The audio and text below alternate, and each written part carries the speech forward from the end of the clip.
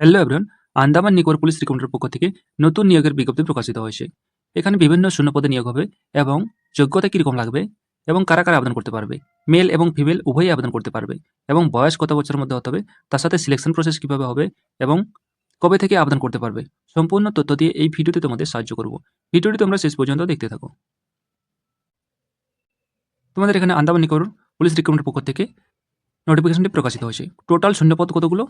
Total তোমাদের শূন্যপদ 495টি এবং কোন পোস্ট টাইপ কী থাকবে? গ্রুপ বি এবং গ্রুপ সি পোস্টে নিয়োগটি হবে এবং অ্যাপ্লিকেশন মোড অনলাইনের মাধ্যমে তোমাদের আবেদন করতে হবে এবং সিলেকশন প্রসেস কীভাবে হবে?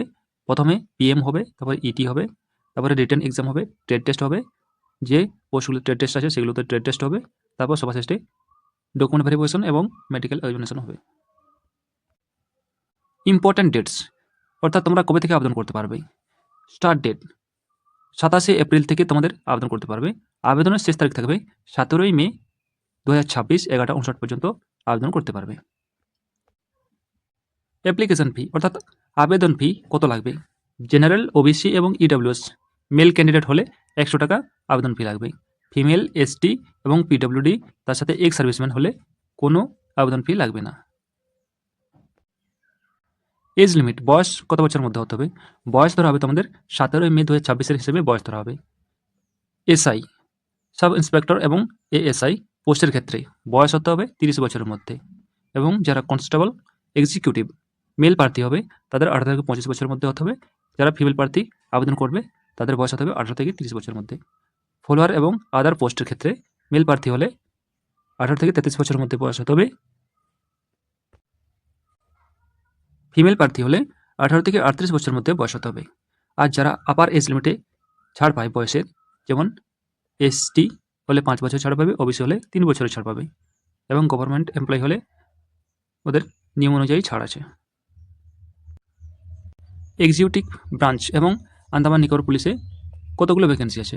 সাব ইন্সপেক্টর এক্সিকিউটিভ এই পদের ক্ষেত্রে টোটাল ভ্যাকেন্সি আছে 28+3।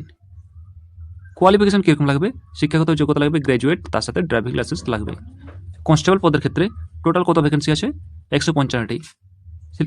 কোয়ালিফিকেশন তোমাদের কীরকম লাগবে? 12 পাস লাগবে, তার সাথে ড্রাইভিং লাইসেন্স লাগবে।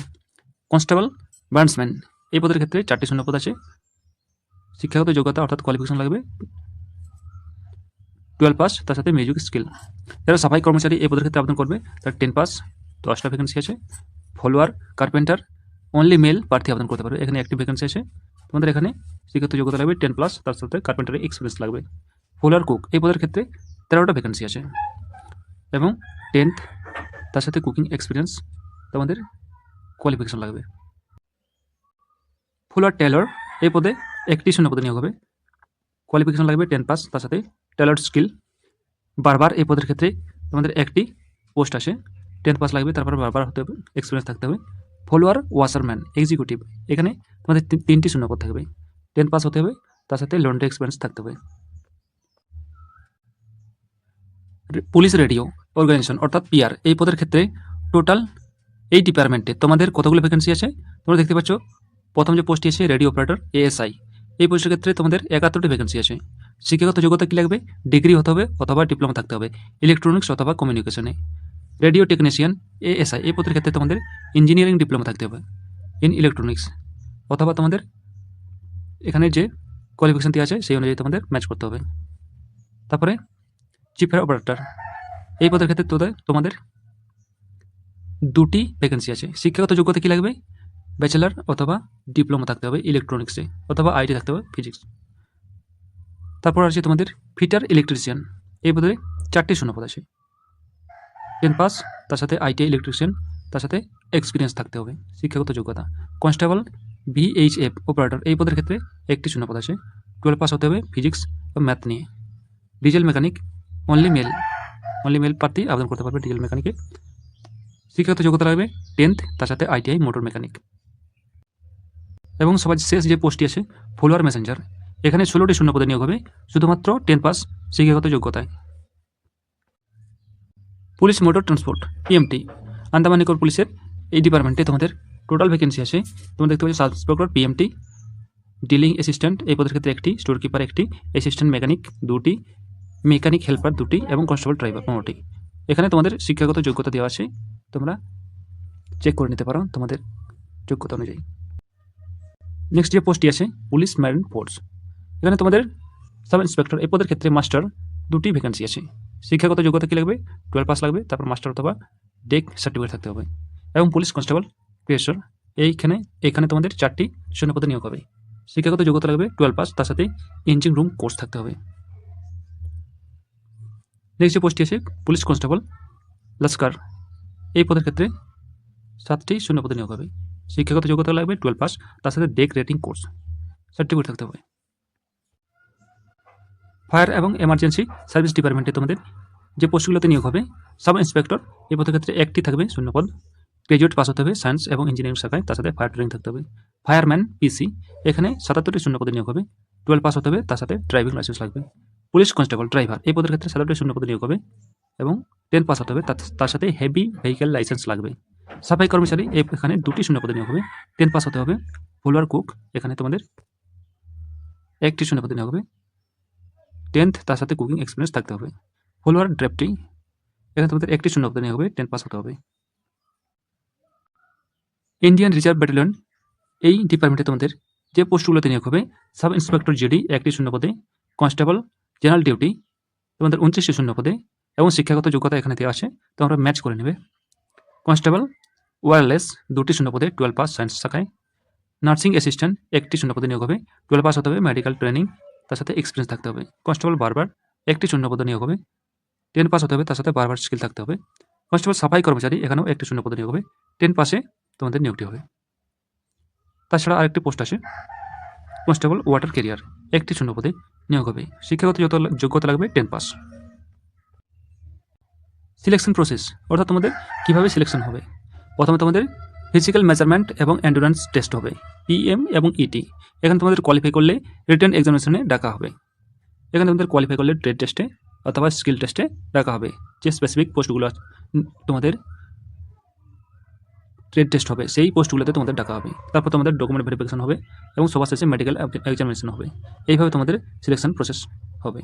তোমাদের final merit will be prepared based on written exam, অর্থাৎ তোমাদের রিটেন এক্সামের মার্কস তার সাথে ট্রেড টেস্টের মার্কস এই দুটোর বেসিসে তোমাদের ফাইনাল মেরিট লিস্ট তৈরি হবে। ফিজিক্যাল টেস্ট তোমাদের রানিং কি থাকবে, মেল প্রার্থী হলে 1600 মিটার রানিং 7 মিনিট টাইম থাকবে, ফিমেল প্রার্থী হলে 800 মিটার রানিং 5 মিনিট টাইম থাকবে। এখানে তোমাদের this is stage qualifying only, অর্থাৎ তোমাদের এখানে শুধুমাত্র কোয়ালিফাই করতে হবে, নো মার্ক এডেড, কোনো নাম্বার দেওয়া হবে না এখানে। পে স্কেল অর্থাৎ তোমাদের বেতন কত দেওয়া হবে, এখানে তোমাদের বেতন দেওয়া হবে যারা সাব ইন্সপেক্টর এই পদের ক্ষেত্রে টোটাল তোমাদের 35,400 থেকে 1,12,400 টাকা পর্যন্ত পার মান্থ হিসেবে বেতন দেওয়া হবে। 9, 10th 10 এবং 9 এই দুটো পোস্টের ক্ষেত্রে তোমাদের লেভেল 4 অনুযায়ী বেতন দেওয়া হবে 25,500 থেকে 81,100 টাকা পর্যন্ত পার মান্থ হিসেবে বেতন দেওয়া হবে। নেক্সট যে পোস্টগুলো আছে তোমরা দেখতে পাচ্ছ fitter electrician, constable bandsman executive, constable GD IRB, constable wireless IRBN, police constable greaser এবং পুলিশ কনস্টেবল লেজার লস্কর, অ্যাসিস্ট্যান্ট মেকানিক পিসি এবং পিএমটি, তার সাথে মেকানিক হেল্পার পিসি পিএমটি। এই পদের ক্ষেত্রে তোমাদের 21,700 থেকে 69,100 টাকা পর্যন্ত পার মান্থ হিসেবে বেতন দেওয়া হবে। হাইট তোমাদের হাইট কত লাগবে, তোমাদের এখানে দেওয়া আছে সাব ইন্সপেক্টর এই পদের ক্ষেত্রে তোমাদের 168 সেন্টিমিটার মেল ক্যান্ডিডেট হলে হাইট লাগবে, ফিমেল ক্যান্ডিডেটদের 155 সেন্টিমিটার হাইট লাগবে।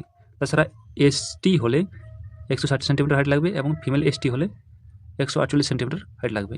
এই পোস্টগুলোর ক্ষেত্রে তোমরা পোস্টগুলো চেক করে নিতে পারো। চেস্ট লাগবে 85 সেন্টিমিটার মেলদের এবং ফিমেলদের কোনো চেস্ট লাগবে না। এখানে তোমাদের এক্সপেনশন বলছে 4 সেন্টিমিটার মিনিমাম ফলাতে হবে। এসটি হলে মেল প্রার্থী 81 সেন্টিমিটার চেস্ট হতে হবে। তোমাদের রেস্ট 1600 মিটার 7 মিনিটে তোমাদের মেল প্রার্থী হলে রেস্ট করতে হবে, ফিমেল প্রার্থী হলে 800 মিটার 5 মিনিটে রেস্ট করতে হবে। আর লং জাম্প থাকবে। যারা এই পোস্টগুলোতে আবেদন করবে তোমার পোস্টগুলো দেখে নাও। মেল প্রার্থী হলে 12 ফিট 3 চান্স, অর্থাৎ তোমাদের 3বার চান্স দেওয়া হবে। ফিমেল প্রার্থী হলে 8 ফিট লং জাম্প করতে হবে এবং 3 টাইমস তোমাদের চান্স থাকবে। High jump 4 feet high jump দিতে হবে, 3বার ওখানে চান্স পাবে। ফিমেল প্রার্থী হলে 3 ফিট হাই জাম্প দিতে হবে, 3বার চান্স পাবে। যে আদার পোস্টগুলো আসে এখানেও সেম থাকবে।